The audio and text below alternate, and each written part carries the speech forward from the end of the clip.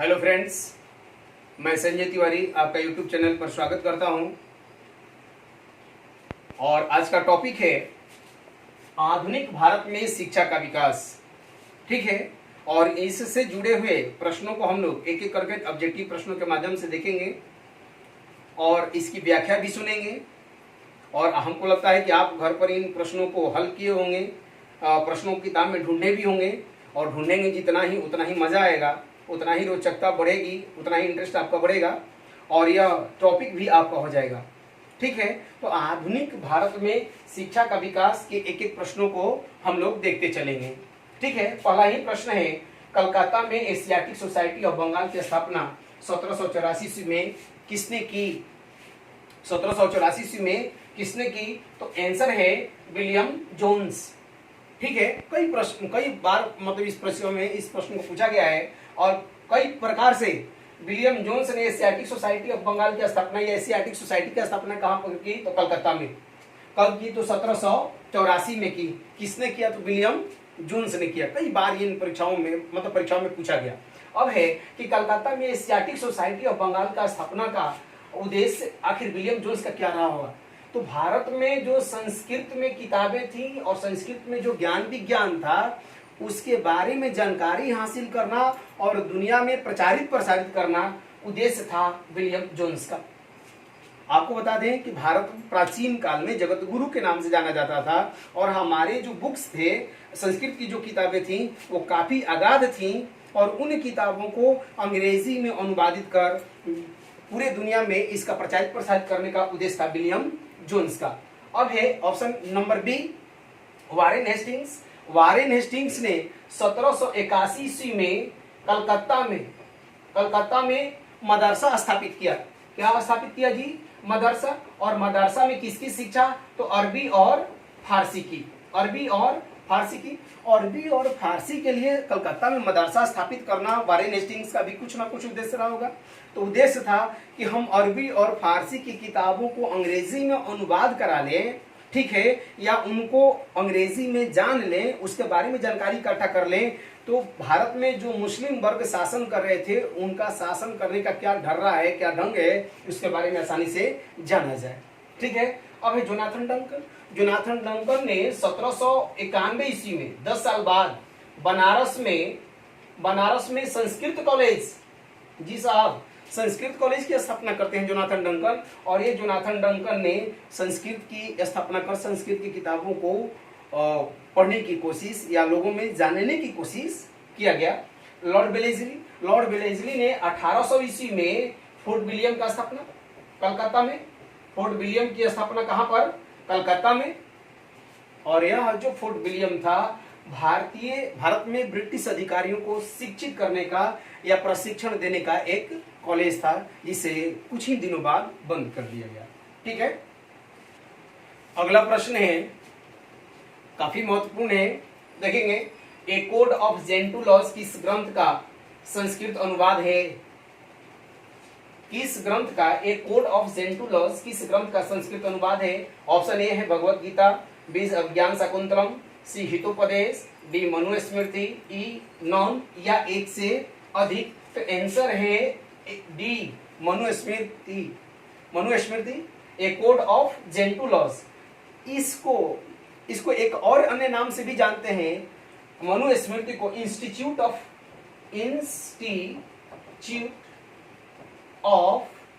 Hindu laws के नाम से भी जाना जाता है। A code of Gentoo laws या institute of Hindu laws, Manusmriti. और आपको बता दें, यह अंग्रेजों के द्वारा संस्कृत की पुस्तक का पहली बार अंग्रेजी में अनुवाद किया गया मनुस्मृति का। आपको बता दें, भगवत गीता और हितोपदेश, ये इन दोनों को अनुवाद किया अंग्रेजी में विल्किंस ने, जबकि अभिज्ञान शाकुंतलम और गीत गोविंद, प्लस में एक और लिख लेंगे, देख लेंगे, गीत गोविंद का अंग्रेजी अनुवाद किया विलियम जोन्स ने। कौन? तो विलियम जोन्स ने। विलियम जोन्स ने। ठीक है, तो इस तरीके से देख रहे हैं कि विलियम जोन्स और विल्किंस ने मिलकर के भारतीय पुस्तकों को प्रसारित करने में या भारतीय संस्कृत की किताबों को ऊपर उठाने में महत्वपूर्ण भूमिका अदा किए। ठीक है, अगला प्रश्न है, देखेंगे, प्राच्य पाश्चात्य विवाद शिक्षा में निम्न में से, शिक्षा में प्राच्य पाश्चात्य विवाद निम्न में से कौन अंग्रेजी भाषा में शिक्षा देने का पक्षधर नहीं था? अंग्रेजी भाषा में शिक्षा देने का पक्षधर नहीं था। ऑप्शन ए है Munro, B HT. Prinsep, Elphinstone, Macaulay, और ई है नॉन या एक से अधिक। तो इसमें आंसर है HT. Prinsep. HT. Prinsep plus HH. Wilson. HH. Wilson दो लोग थे जो यह मान रहे थे कि भारतीयों को अंग्रेजी में शिक्षा देने की जरूरत नहीं है। ठीक है, लेकिन आपको बता दें भारत में इस बात को लेकर के गहमागहमी थी कि भारत में शिक्षा का विकास कैसे किया जाए, मीडियम अंग्रेजी रखा जाए या मीडियम हिंदी या संस्कृत रखा जाए। ठीक है, कारण था कि औपनिवेशिक शासन था, अंग्रेजी शासन थी, और इस अंग्रेजी शासन में तब तक संभव नहीं था यहाँ शासन करना जब तक कि शिक्षा का विकास नहीं होता, लोग पढ़े लिखे नहीं होते। अगर हम वो लोग पढ़े लिखे लोग को इंग्लैंड से बुलाते तो उनके खर्च ज्यादा लगते, तो वैसी स्थिति में इनको शिक्षा का विकास करना जरूरी था। और आप देखें इससे पहले वाले प्रश्न में कि इन्होंने एशियाटिक सोसाइटी ऑफ बंगाल का स्थापना कर कई पुस्तकों का अनुवाद किया था, तो जरूरी था कि संस्कृत की किताबें, फारसी की किताबों को पढ़ा भी जाए। और कहा यह सोचा गया कि भारत में शिक्षा कैसे दी जाए, और इसी को ध्यान में रखते हुए 10 सदस्यीय परिषद का गठन किया गया, जिसमें दो लोग एच.टी. प्रिंसेप और एच.एच. विल्सन का मानना था कि भारतीयों को शिक्षा उनको संस्कृत और फारसी में ही दिया जाए, भारतीय भाषा में ही दिया जाए, जबकि मुनरो, एलिफिस्टन और मैकाले का मत था कि इनको इंग्लिश में शिक्षा दी जाए, भाषा क्या होगी? अंग्रेजी। ठीक है, और मैकाले जो कि इसका एक सदस्य था, 10 सदस्यीय दल का एक सदस्य था, इसका मानना था कि यूरोप के एक पुस्तकालय के एक अलमीरा का एक खंडे की जो पुस्तकें हैं वह पूरे अरब और एशिया की पुस्तकों की तुलना में कहीं ज्यादा कारगर हैं। ठीक है, और इन्होंने माना कि इनको अंग्रेजी में शिक्षा दिया जाए। दूसरी बात मैकाले की सोच थी कि भारतीयों को अंग्रेजी में शिक्षा दी जाएगी तो ये रक्त और रंग से तो भारतीय रहेंगे, लेकिन दिमाग से अंग्रेज रहेंगे। ठीक है, अंग्रेजी साक्षरता का पक्षधर रहेंगे। ठीक है, और 1835 ईस्वी में 1833 के अधिनियम के तहत 1835 ईस्वी में भारत में अंग्रेजी को शिक्षा का माध्यम घोषित कर दिया जाता है। ठीक है, अगला प्रश्न देखेंगे, निम्नलिखित में से कौन पाश्चात्य शिक्षा के पक्षधर थे? पिछले प्रश्न जैसा ही कुछ है और बड़ा ही रोचक प्रश्न है। निम्नलिखित में से कौन सा पश्चात शिक्षा के पक्षधर थे? ऑप्शन देखेंगे, ए राजा राम मोहन राय, बी दयानंद सरस्वती, सी विवेकानंद, डी ईश्वरचंद्र विद्यासागर, और ई ऑप्शन है नॉन या एक से अधिक। इसमें आंसर होगा साहब राजा राम मोहन राय। राजा राम मोहन राय आपको बता दें 1817 ईस्वी में कलकत्ता में हिंदू कॉलेज की स्थापना की, और इसमें अंग्रेजी माध्यम में शिक्षा दी जाती थी। जी साहब, अंग्रेजी माध्यम में, माध्यम भी अंग्रेजी हो, ज्ञान विज्ञान भी अंग्रेजी हो, आधुनिक ज्ञान हो, ऐसा मानना था राजा राम मोहन राय का कि पश्चात सभ्यताएं अगर हमारे देश में आएगी तो हमारे देश में जो जड़ता है वह धीरे धीरे समाप्त हो जाएगी। ठीक है, यह मानना था किनका? राजा राम मोहन राय का। और इन्होंने अंग्रेजी पश्चात शिक्षा ज्ञान विज्ञान ही की नहीं बात कर रहे हैं, शिक्षा का माध्यम भी क्या हो? अंग्रेजी हो। और आप देख रहे हैं 1817 में हिंदी कॉलेज या डेविड हेयर की सहायता से खुलते हैं और ये चलता भी है। अब देखेंगे दयानंद सरस्वती, यह पूरी तरीके से संस्कृत और इनका नारा ही था वेदों की ओर लौटो। उन्होंने कहा कि संसार की समस्त सच्चाई, भारतीय संस्कृति की समस्त सच्चाई जो है वेदों में निहित है। ठीक है, इसलिए हमें वेदों की ओर लौटो का नारा देते हैं और बार बार यह ध्यान आकृष्ट करते हैं कि आप अपने वैदिक काल को याद रखें और उसके अनुसार अपने वर्क को करें।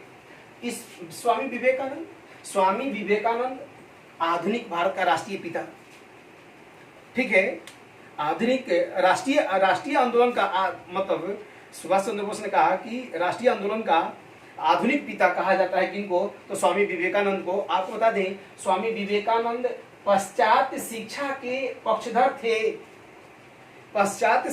पक्षधर थे, लेकिन शिक्षा अंग्रेजी में हो ऐसा इन्होंने नहीं माना।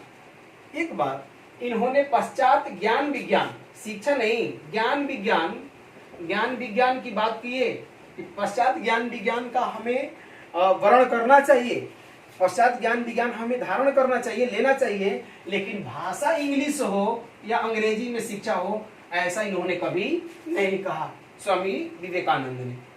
ठीक है, इसलिए आंसर कौन है? राजा राम मोहन है। पश्चात शिक्षा के पक्षधर कौन है? राजा राम मोहन राय। इन्होंने पश्चात ज्ञान विज्ञान की बात की कि ज्ञान विज्ञान की अवधारणा को लें, लेकिन मीडियम अंग्रेजी हो ऐसा इन्होंने नहीं कहा। ईश्वरचंद्र विद्यासागर संस्कृत के टीचर थे, तो स्वाभाविक सी बात है कि संस्कृत की बात करते होंगे। ठीक है,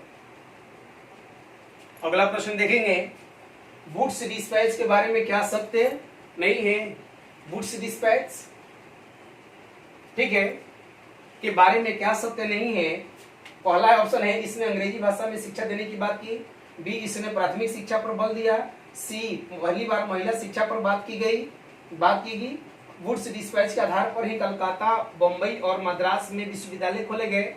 इसमें और ई ऑप्शन है नॉन या एक से अधिक। इसमें आंसर है बी, इसने प्राथमिक शिक्षा पर बल दिया। यह गलत है जी।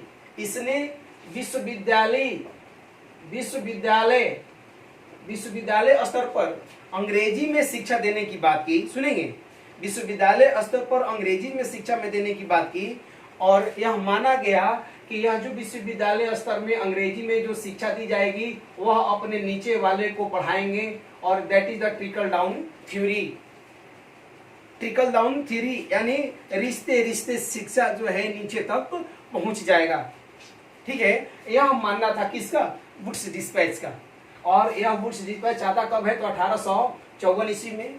और जब यह आता है पहली बार इस तरीके से कुछ कमेटी का गठन होता है और रिकमेंडेशन आता है, तो उस रिकमेंडेशन को यानी इस वुड्स डिस्पैच को भारतीय शिक्षा का मैग्ना कार्टा भी कहते हैं, मैग्ना कार्टा भी कहा जाता है। ठीक है, अब देखेंगे, पहली बार महिला शिक्षा पर बात की गई, यह भी सत्य है। वुड्स डिस्पैच के आधार पर ही बम्बई, कलकत्ता और मद्रास में 1857 ईस्वी में विश्वविद्यालय खोले गए। और आपको बता दें, वुड्स डिस्पैच की जो घटनाएं हो रही थी उस वक्त भारत में गवर्नर जनरल था लॉर्ड डलहौजी। और आपको बता दें, ये जो प्राथमिक शिक्षा की बात कर रहा है कि प्राथमिक शिक्षा की इसमें बात नहीं की, तो प्राथमिक शिक्षा प्लस माध्यमिक शिक्षा की बात जो है हंटर आयोग के द्वारा किया गया। हंटर आयोग 1882-83 में 1882-83 में प्राथमिक शिक्षा और माध्यमिक शिक्षा पर बात किया गया हंटर आयोग के द्वारा, जबकि विश्वविद्यालय स्तर पर शिक्षा की बात करता है वुड्स डिस्पैच। अगला प्रश्न देखेंगे, अगला प्रश्न है, भारतीय विश्वविद्यालय अधिनियम 1904 के समय भारत का वायसराय कौन था? ऑप्शन ए है डलहौजी, रिपन, लिटन और कर्जन। इसमें आंसर होगा डी, कर्जन। ठीक है, 1898 से लेकर के कहीं 98 कहीं 99 भी देता है, 1898 या 99 से लेकर 1905 ईस्वी तक रखता है लॉर्ड कर्जन। और इसी के समय आता है भारतीय विश्वविद्यालय अधिनियम 1904। आपको बता दें, भारतीय विश्वविद्यालय अधिनियम 1904 लाने के उद्देश्य था कर्जन का कि भारत में जो शिक्षा है धीरे धीरे उसका प्रचार प्रसार हो रहा था, और जो विश्वविद्यालय थे, कॉलेज थे, वह राजनीति और राष्ट्रीय आंदोलन के केंद्र बनते जा रहे थे। राजनीति और राष्ट्रवाद के या राष्ट्रीय आंदोलन के केंद्र बनते जा रहे थे, जिससे कर्जन घबराया हुआ था। और कर्जन के टाइम में 1904 में भारतीय विश्वविद्यालय अधिनियम आता है, और भारतीय विश्वविद्यालय अधिनियम के तहत इस रैले समिति का गठन करता है और रैले समिति के गठन के रिकमेंडेशन के आधार पर इस विश्वविद्यालय को पूरी तरीके से सरकारीकरण कर देता है और शिकंजा इस तरीके से कसता है कि विश्वविद्यालय में लगभग शिक्षा न के बराबर हो गई। प्लस शोध संस्थानों की बात कही कि शोध ज्यादा किया जाए, नहीं होता है कुछ लेख ज्यादा लिखा जाए, शोध हो, इस तरीके की बातें कर रहे थे कौन? कर्जन। और उसका उद्देश्य था कि भारत में उठते हुए राष्ट्रवाद, उठते हुए राजनीतिक केंद्रों का दमन किया जाए। जो कॉलेज में या विश्वविद्यालय में स्टूडेंट राजनीति की बात कर रहे थे उनका दमन किया जाए, इस विश्वविद्यालय अधिनियम का उद्देश्य था। डलहौजी के टाइम में आप जानते हैं कि 1854 ईस्वी में वुड्स डिस्पैच आता है। रिपन के समय में 1882-83 में हंटर आयोग, शिक्षा के क्षेत्र में हंटर आयोग जो प्राथमिक और माध्यमिक शिक्षा की बात करता है। लिटन कोई खास नहीं शिक्षा क्षेत्र में, और कर्जन के क्षेत्र में, कर्जन जो है भारतीय विश्वविद्यालय अधिनियम। अगला प्रश्न है, निम्न में कौन सा देशी रियासत ने 1906 ईस्वी में अपने यहाँ अनिवार्य प्राथमिक शिक्षा लागू किया? ऑप्शन है ए अवध, बी हैदराबाद, सी बड़ौदा और डी है जूनागढ़। आंसर है बड़ौदा। कब की बात है? तो 1906 ईस्वी में अनिवार्य प्राथमिक शिक्षा, यानी प्राथमिक शिक्षा 1 से लेकर के 6 तक प्राथमिक शिक्षा की बात कर रहा है। तो प्राथमिक शिक्षा पहली बार लागू करता है एक देशी रियासत है जो शिक्षा के क्षेत्र में प्रयास करता है 1906 ईस्वी में, और अपने यहाँ अनिवार्य प्राथमिक शिक्षा लागू करता है। और अनिवार्य प्राथमिक शिक्षा लागू करने के बाद अंग्रेजों पर यह उंगलियां उठने लगी, खासकर राष्ट्रवादी तत्वों के द्वारा, खास करके गोपाल कृष्ण गोखले के द्वारा, कि भारत सरकार या अंग्रेजी सरकार इस दिशा में प्रयास क्यों नहीं कर रही है कि यहाँ पर प्राथमिक शिक्षा एवं माध्यमिक शिक्षा को अनिवार्य बनाया जाए, जैसा कि हमारे देशी रियासत बड़ौदा के नरेश ने ऐसा किया। आपको बता दें यह बड़ौदा गुजरात में है, जूनागढ़ भी गुजरात में, हैदराबाद आंध्र प्रदेश में, वर्तमान में आंध्र प्रदेश में, अवध उत्तर प्रदेश में।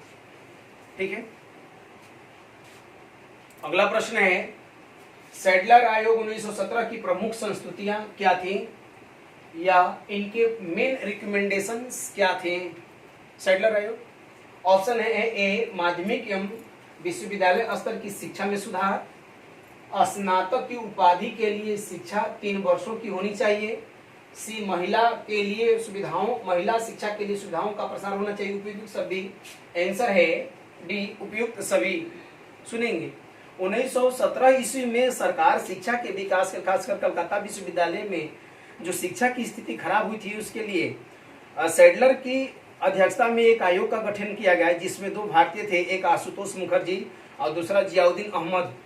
ठीक है। और इस आयोग ने रिकमेंडेशन दिया, संस्तुति दी कि भारत में विश्वविद्यालय एवं माध्यमिक स्तर की शिक्षा के बीच समन्वय होना चाहिए, यानी 12 वर्षों की शिक्षा के बाद स्टूडेंट को विश्वविद्यालय में जाना चाहिए। ठीक है। और इसके बाद में स्नातक, दूसरी बात कहता है कि स्नातक उपाधि के लिए शिक्षा 3 वर्षों की, और इसमें भी कहता है कि पास कोर्स अलग से कर दो और ऑनर्स, जो ऑनर्स होता है अलग से, जो अच्छे स्टूडेंट है उनके लिए ऑनर्स कोर्स और जो साधारण स्टूडेंट उनके लिए पास कोर्स कर दिया जाए। फिर महिलाओं की शिक्षा के लिए बात की गई। तो इस तरीके से इसका आंसर यह बना। अगला प्रश्न है, मूल शिक्षा की वार्धा योजना की संकल्पना किसने दी? मूल शिक्षा की वार्धा योजना की संकल्पना किसने दी? ऑप्शन ए है गांधी जी, जाकिर हुसैन, तिलक और मोहम्मद अली। इसमें आंसर है गांधी जी। सुनेंगे 1937 के हरिजन, इनका समाचार पत्र था हरिजन, पत्रिका में इन्होंने संकल्पना दी कि हमारे यहाँ ऐसी शिक्षा होनी चाहिए जो उत्पादक हो, हर हाथ को काम देते हो, ऐसी शिक्षा होना चाहिए।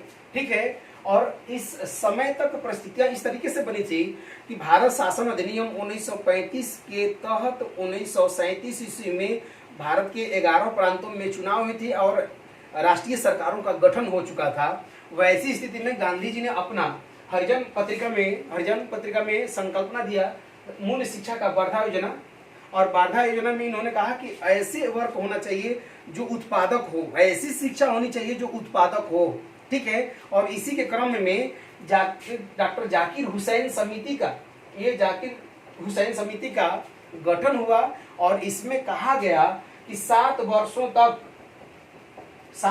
तक इनको शिक्षा दी जाए मूल भाषा में, राष्ट्रीय भाषा में।